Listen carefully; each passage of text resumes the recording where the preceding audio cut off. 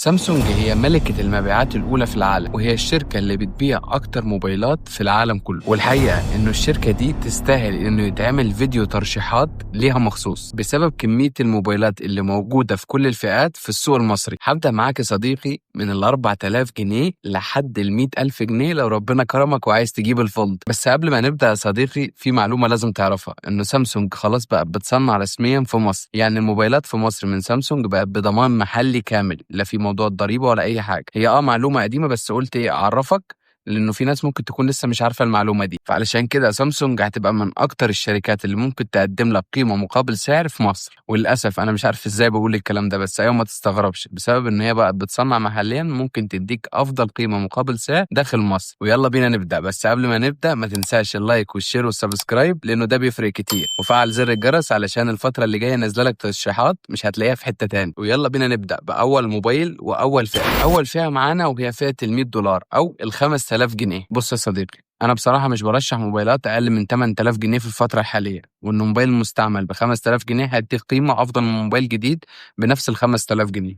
لكن لو أنت عايز موبايل من سامسونج في الفئة دي، فرشح لك الموبايل الجديد اللي لسه نازل من سامسونج، ال A07. السامسونج جالاكسي A07 ال 4G بيتميز إن هو أرخص موبايل جاي بمعالج الميدياتك الجي 99، هيديك أداء اقتصادي جيد جدا. طبعا تحديثات مستمرة من سامسونج لمدة 6 سنين قدام، شحن سريع بقدرة 25 واط مقبول طبعا على الفئة السعرية اللي هو فيها، بيدعم شريحتين اتصال وكمان كارت ميموري. العيوب اللي في الموبايل ده بالنسبة لي إنه ما فيهوش NFC، وكمان العلبة بتيجي فاضية، ودي طبعا هتبقى على كل موبايلات سامسونج اللي هنقولها في الفيديو ده. العلبة بتيجي عبارة عن كابل بس، مفيش راس شاحن، فأنت هتروح تشتري راس شاحن مخصوص للموبايل اللي انت هتشتريه. والشاشه LCD HD كان نفسي تكون ان هي فول HD مش HD بس. سعر الموبايل ده للنسخه ال 128 جيجا مع 4 جيجا رام 5700 جنيه، وفي نسخه اعلى 128 6 جيجا رام ب 6300 جنيه، وفي نسخه 64 جيجا انا ما برشحهاش.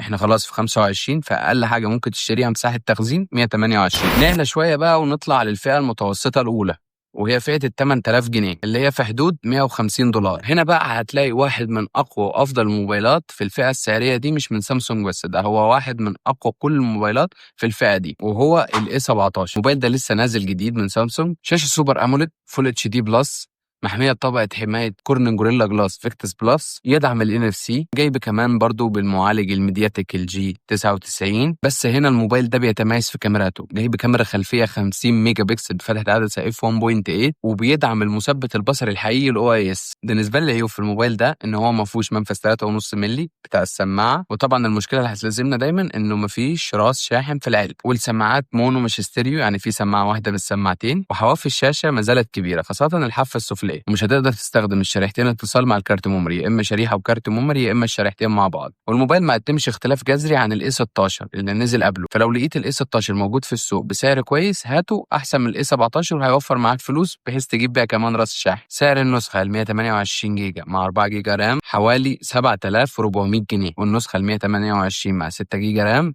حوالي 8200 جنيه، والنسخة الكبيرة ال 256 مع 8 جيجا رام حوالي 9800 جنيه. وطبعا كل الموبايلات اللي احنا هنذكرها في الفيديو ده ضمان محلي صنعه في مصر. اما بقى لو طلعنا للفئة الاعلى شوية ل 10000 جنيه او ال $200 تقريبا، مش هتلاقي غير الموبايل ده، وهو ال A26، جايب معالج رهيب من سامسونج الاكزينوس 1380، شاشة سوبر أموليد 120 هرتز، انسى بقى خلاص ال90 بتاعت الموبايلات اللي فاتت. والموبايل ده فيه معيار مقاومة مية وغبار IP67، وطبعا الكاميرا الخلفية 50 ميجا بكسل برضه بمثبت بصري حقيقي OIS. والكاميرات في الموبايل ده هتديك تجربة فعلا حلوة على السعر اللي موجود فيه الموبايل، وما اظنش انه في موبايل في نفس السعر هيديك نفس التجربة دي. في عيب ما رضيتش اقوله في كل الموبايلات اللي فاتت اللي انا قلتها، لكن بما انه وصلنا ل 10000 جنيه وان احنا بنطلع كمان في السعر، فما ينفعش ما اقولش انه موبايلات سامسونج في الفئة المتوسطة والمتوسطة العليا الشبكة بتبقى ضعيفة شوية وكمان مهزوزة، يعني شوية قوية وشوية ضعيفة، وده عن تجربة شخصية في كل موبايلات سامسونج اللي أنا جربتها. وطبعا العيب التاني اللي هيفضل ملازمنا إنه العلبة فاضية. في موبايل قديم شوية بس قلت لازم أقول لك عليه، وهو ال M55 من سامسونج.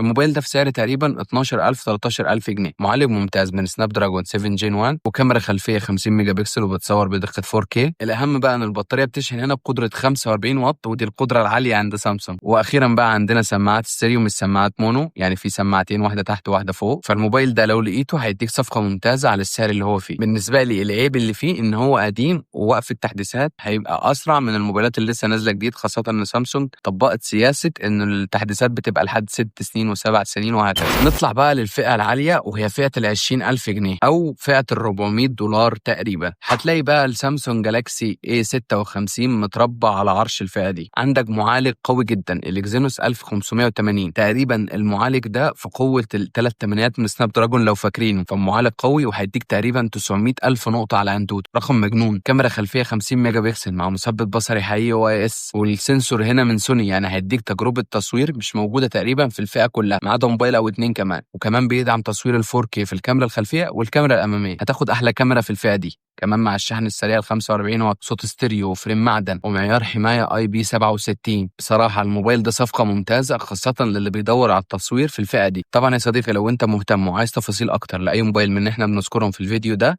هتلاقيه موجود في شرح مفصل على القناه، وهسيب لك لينكات الفيديوهات دي كلها تحت في الوصف. نطلع بقى لفئات الدلع بقى والفلاج شيب، فئات من فوق ال 30,000 وانت وطالع بقى. نروح لاول فئه ال 30,000 جنيه، ومعانا موبايل لسه نازل جديد من سامسونج الاس 25 FE. الموبايل ده نازل بتسعير مجنون، مش عارف سامسونج ازاي عملته. الموبايل ده المفروض سعره ينزل في مصر في حوالي 40,000 جنيه، سامسونج منزلاه تقريبا في 31 او 32,000 جنيه. الاس 25 FE بيتميز بقى بانه خامات فلاج شيب ما فيهاش اي نقاش، ظهر ازاز، فريم من المعدن، حمايه ورا وحمايه قدام، مقاومه ميه وغبار IP68 يعني ما تخافش على الموبايل من الميه خالص. معالج اكزينوس 2400 اللي هو كان المعالج الرائد بتاع السنه اللي فاتت، معالج قوي جدا مش هيواجهك معاه اي مشاكل في البرامج العاليه او في الالعاب التقيله. زودوا مساحه التبريد في الموبايل ده 13% زياده عشان ما يواجهكش موضوع السخونه ده. الموبايل هيسخن بس مش بالدرجه الملحوظه او بتاعه السنين اللي فاتت. كاميرات ممتازه هتديلك تجربه مش موجوده في اي موبايل في نفس الفئه. كمان بيصور فيديو لحد